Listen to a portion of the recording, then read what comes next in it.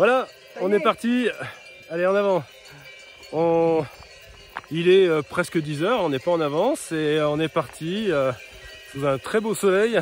Direction pour cette première journée, donc Champagny-le-Haut.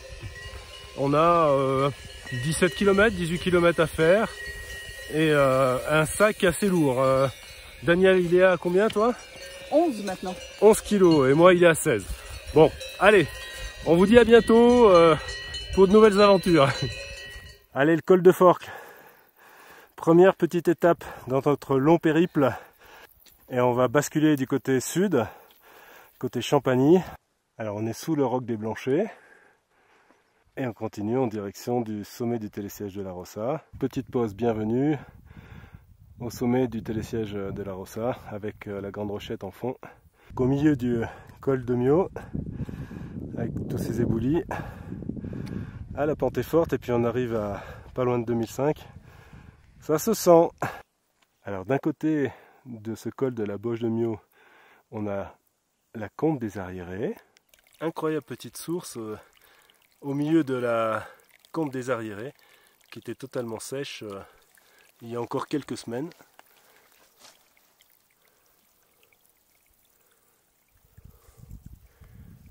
Et de l'autre côté, on a la Vélière. Sur notre gauche, le glacier de la Chope hein, qui se bat avec le réchauffement climatique. Vous voyez qu'il ne reste pas grand chose.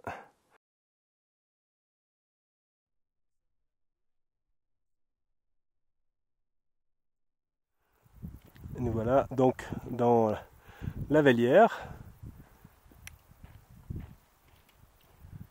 On arrive vers le Tauvet et on vient du col tout là-haut.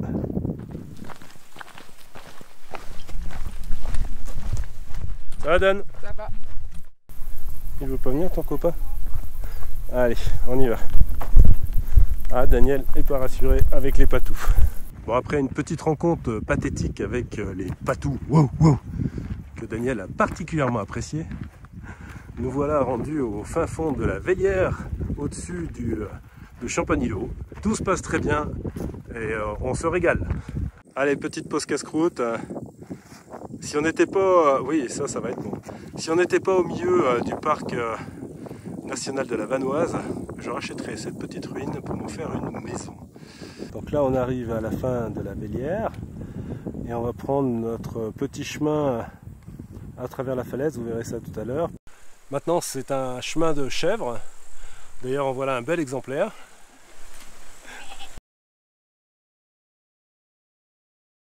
Alors je pense que si cette route a été un jour empruntée par des voitures ou en tout cas des 4x4 ou je sais pas exactement quoi, des mules, il fallait quand même être un peu gonflé parce qu'elle est quand même pas large et il y a quand même une belle pente sur le côté. Hein. Je vous montre ça tout de suite. Ah ouais.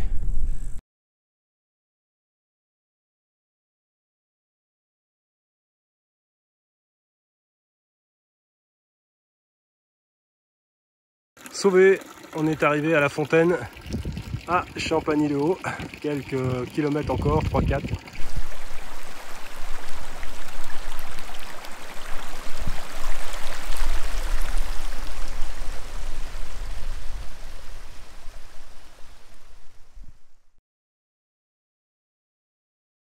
Bon, la dernière partie, la montée vers le refuge de la Glière, est pas simple. On a déjà 21 km dans les pattes. Le chemin est assez escarpé.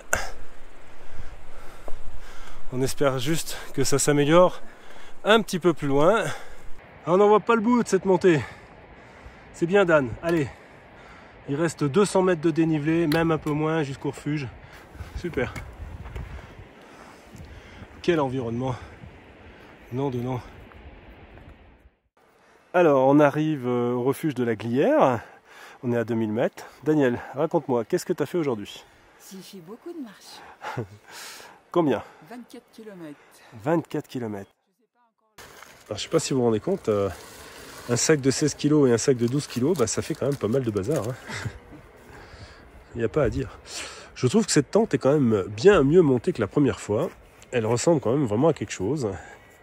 Alors on est quand même assez fiers parce que là on a... Allez, je vous présente notre petit intérieur. Bon, ça c'est la culotte de Daniel qui sèche. Nos matelas Thermarest, grand confort. Et là on a le comparatif de l'année en duvet. Alors le duvet de Daniel, c'est un ultralight Valandré qui a l'air vraiment sympa, mais je dois avouer que le petit que je viens de recevoir là de chez Cumulus, au niveau gonflage, il n'y a pas photo, hein. Là c'est une poupée gonflable ce duvet, c'est impressionnant. Il prend l'air, c'est un pump pack, voilà. Je vous le dis tout de go, j'ai qu'une hâte, c'est de me coucher, et je crois que Daniel c'est pareil. Donc on va manger un morceau, et puis on va pas faire de vieux os. Bon, alors d'accord, c'est vrai, on a l'air un peu ridicule à notre âge de jouer à la dinette. Eh bien écoutez, ça nous fait plaisir, on est super bien, on est en pleine pampa, en pleine nature. Et on va manger, Daniel, qu'est-ce qu'on va manger? Du couscous légumes et on a les petites saucisses qui vont bien pour compléter. Et là les gars, hein, 4 étoiles. Ouais. Hop là, un petit coup de... Et voilà. C'est un bruit d'enfer, c'est un vrai volcan ce brûleur.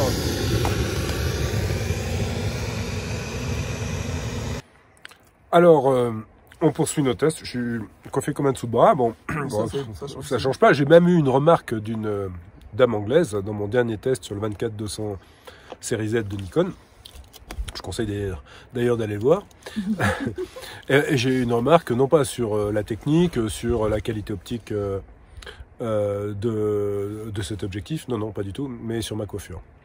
Elle m'a dit que j'étais peigné... Non, c'est pas ça qu'elle t'a dit. Elle t'a dit que ton film était ébouriffant. Et mon film était ébouriffant. Je me demande si j'ai bien compris, je me demande si c'était pas moi qui étais ébouriffé. Bon, bref.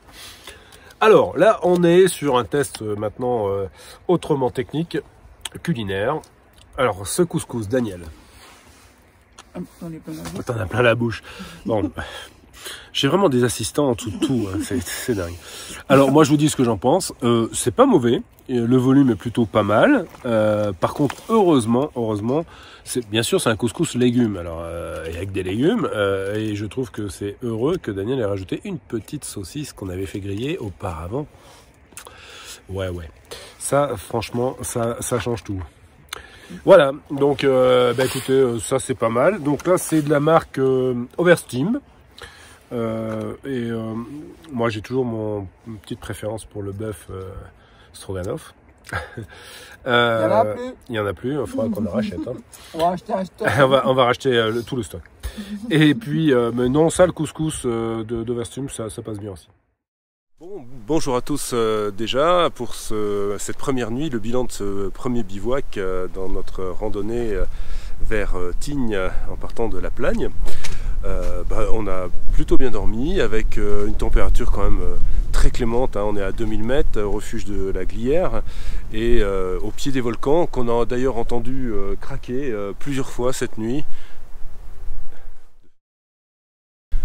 Bonjour à tous, allez on tire le bilan de cette première nuit, de ce premier bivouac à 2000 mètres d'altitude au refuge de la Glière. Et bien la nuit s'est bien passée, elle était calme, mis à part quelques craquements, on a entendu plusieurs fois les glaciers qui se trouvent un petit peu au-dessus de nous s'effondrer, hein. Il y a des séracs qui sont tombés, il faut dire qu'il fait une température extrêmement clémente, hein. On est aux alentours de 6-7 degrés à l'extérieur, on avait 8 degrés à l'intérieur de la tente, donc je vais aller vérifier tout à l'heure au thermomètre que j'ai posé dehors combien il y a exactement, mais il fait vraiment doux. La tente s'est plutôt bien comportée, on n'a pas eu du tout ce problème d'humidité, de condensation. Il faut dire qu'il y a très peu de rosée également, donc peut-être que ça vient aussi de là, certainement, mais on a aussi tendu le double toit de façon plus efficace avec un petit peu moins de contact entre la tente et le double toit. Pour ce qui est des sacs de couchage, vous allez voir qu'au réveil, c'était assez folklore. Je vous laisse la petite séquence. Alors, bilan des courses. Coucou. Coucou. Il y a eu un petit peu de vent, ça faisait clac-clac, mais il se fait pas froid du tout. Ah, il faisait chaud. Alors, les duets.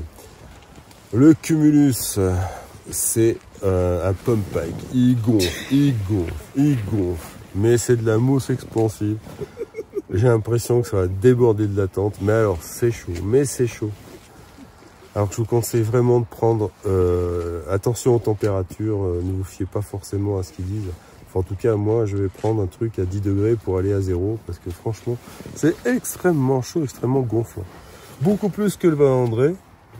Ouais, moi je suis pas très convaincu. Moi je pense qu'il y en a un qui est plus chaud que ce qu'il le dit et l'autre il est moins chaud que ce qu'il dit. Ouais, je pense que le Valandré, il faut prendre vraiment la température indiquée, voire peut-être même un peu en dessous. Alors que le cumulus, non, là vraiment il est très très chaud. Alors, donc quand même les petits inconvénients, le tissu, le tissu qui doit concourir à ce gonflage invraisemblable de ce duvet, le tissu est vraiment extrêmement glissant. Et là, on est un tout petit peu en pente, pas beaucoup, hein, mais alors, j'ai fait du toboggan toute la nuit. Bon, alors après, tu as vu la taille de ton oreiller aussi. Ouais, bah, c'est pas l'oreiller qui m'a poussé quand même. Bah, c'est parce que tu es en pente déjà, que ton oreiller il est super haut. Faut que tu te mettes un oreiller plus bas. Peut-être. Contrairement à ce que pourrait dire Daniel, ça n'a absolument rien à voir avec mon oreiller. Dès qu'il y a un tout petit peu de pente... Mais tu l'as créé toi-même là. Je dérape et je fais du toboggan toute la nuit. C'est invraisemblable. Alors, bon, enfin en tout cas, c'est chaud. Bon, allez, la suite. Un peu plus tard.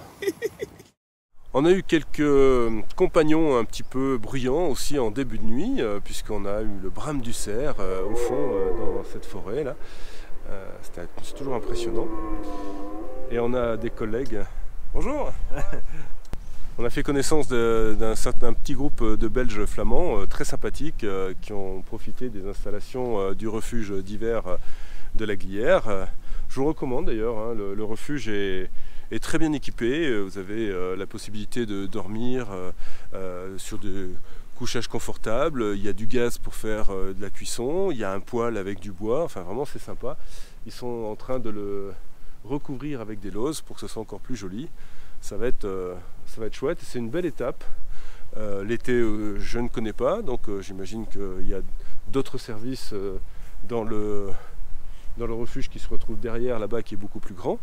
Mais en tout cas, l'hiver, vous avez ce petit bâtiment-là qui est disponible et ouvert en permanence. Je me demande si je ne vais pas venir faire un petit tour en ski, un de ces quatre. Donc le tarif est à 10 € par personne et par nuitée lorsqu'on passe la nuit à l'intérieur et qu'on profite de tous ces jolis petits services. Donc n'oubliez pas de verser votre bol.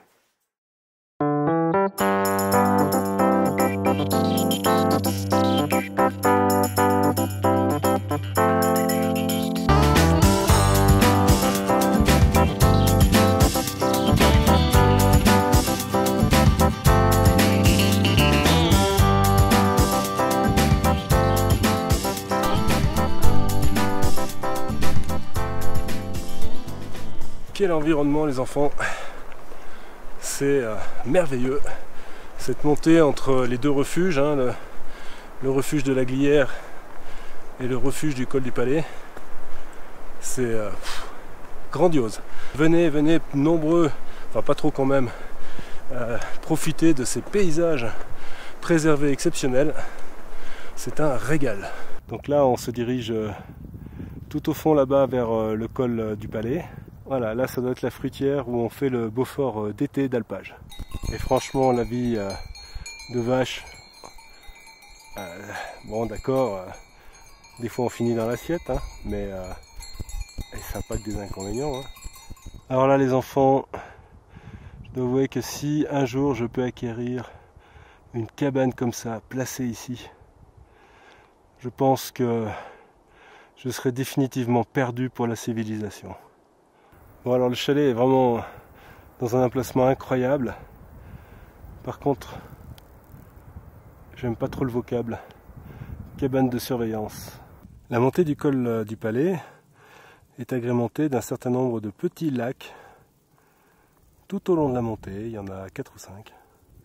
Alors l'arrivée au col du Palais se fait dans un décor beaucoup plus lunaire, plus minéral, toujours aussi joli d'ailleurs.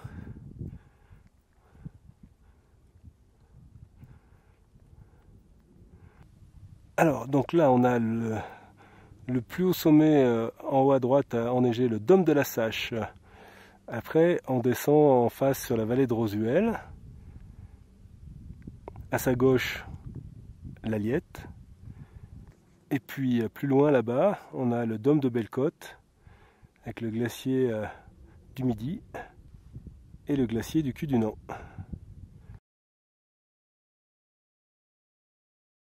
À la col du Palais côté Tignes,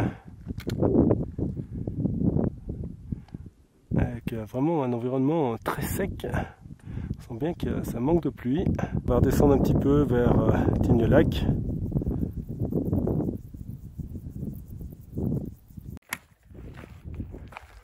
Et voilà, col du Palais vaincu. On se dirige maintenant au-dessus de Val-Claret et de Tignes-le-Lac vers notre prochaine destination.